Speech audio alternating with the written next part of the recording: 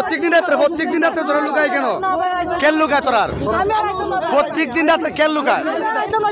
হ্যাঁ এই পয়েন্টটা নষ্ট করলে তোরা কেন কিতা? হ্যাঁ রাখো এই কেন কিতা? এখানে কিতা কেউ তাই তোরা কেন খাস কিতা? তোরা কেন খাস কিতা? সত্যি কথা কও, তোরা এখানে খাস কিতা কেন? প্রত্যেকদিন রাত্রে তোরা লুকায় কেন? কেন লুকায় তোরা?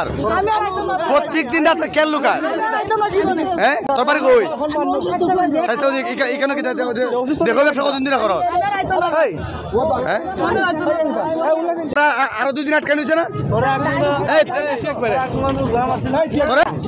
তোরা কইছিল তুই কইছ না আইতে না?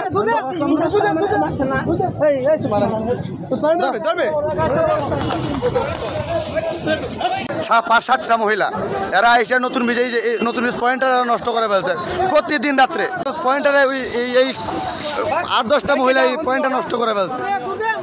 এই আর আসবি জায়গায় লোকজনরা এটার প্রতিবাদ করেছে আজকে অনেক দিন যাবৎ।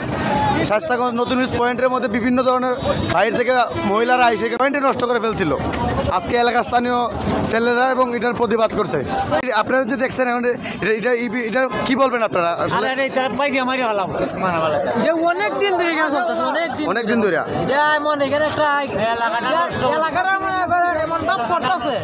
সীমা ছাড়া মানে সমাজ নষ্ট, আসল মহিলা নষ্ট।